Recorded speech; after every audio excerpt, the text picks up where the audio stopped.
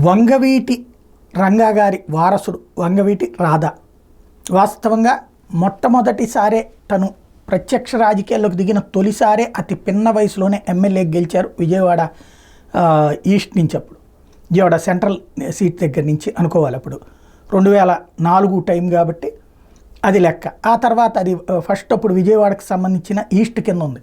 తర్వాత అది కాస్త డివైడ్ అవ్వడం 2009 నాటికి ఈస్ట్లో కొంత పార్ట్ వెళ్ళి అటు అంటే ఈస్ట్లో పార్టు డివైడ్ అవ్వడం, ఈస్ట్ కంకిపాడు కలిసి ఒకటి అవ్వడం, ఇటు సెంట్రల్లో ఆయన ఉండిపోవడం. ఆ సందర్భంలో ఆయన పార్టీ మారడం, ప్రజారాజ్యానికి వెళ్ళడంతో ఓటమి పాలవడం. ఆ తర్వాత వైసీపీకి వచ్చి 2014లో ఓటమి పాలవడం. తర్వాత టికెట్కి సంబంధించి ఇబ్బంది పడినటువంటి పరిస్థితి చూసాం. అటు ఎటు వెళ్ళాలి అన్నటువంటి సందిగ్ధంలో ఉన్నప్పుడు తెలుగుదేశంలోకి వచ్చారు. లాస్ట్ ఎలక్షన్స్ ముందు తెలుగుదేశం ఓటమి పాలైంది. అయినా కూడా పార్టీని వదల, ఓటమిలో కూడా పార్టీని నమ్ముకున్నారు. మొన్న కూటమి తరపున ప్రచారం చేశారు, పనిచేశారు. చంద్రబాబు గారు కూడా ఒకానొక సందర్భంలో ప్రత్యేకించి ఆ మాట చెప్పారు, గుర్తుపెట్టుకుంటాను, తగిన గౌరవం ఇస్తాం మా ప్రభుత్వం రాగానే అని.